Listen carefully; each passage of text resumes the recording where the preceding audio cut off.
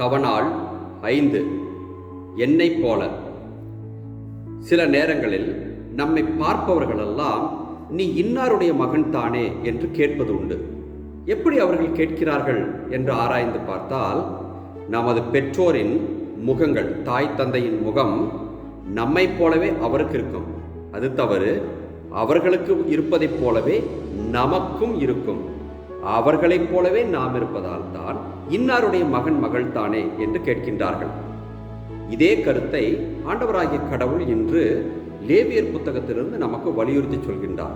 உன்னை பார்ப்பவர்களெல்லாம் இன்னாருடைய மகன் மகள் தானே என்று கேட்பதைப் போல, உன்னை பார்ப்பவர்களெல்லாம் நீ கடவுளுடைய மகன் தானே மகள் தானே என்று கேட்கிறார்களா? அப்படி என்றால் நீ யாரை போல நடந்திருக்க வேண்டும்? கடவுளைப் போலவே நடந்திருக்க வேண்டும் அல்லவா என்று ஒரு கேள்வியை ஆண்டவராகிய தேவன் எழுப்புகின்றார்.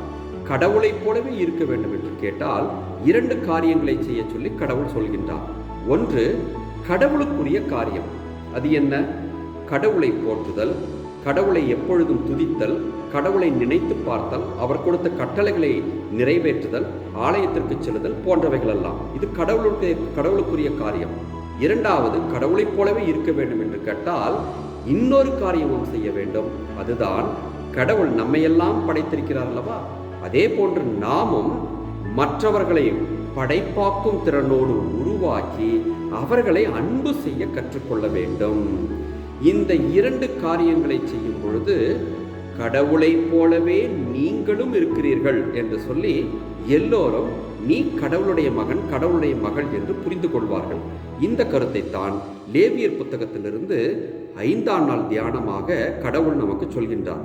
ஆகவே எண்ணி பார்த்து கடவுளுக்குரிய காரியத்தையும் பிறருக்குரிய காரியத்தையும் செய்து கடவுளைப் போலவே கடவுளது குழந்தைகளாக வாழ்வதற்கு இந்த நாளில் கற்றுக்கொள்வோம்.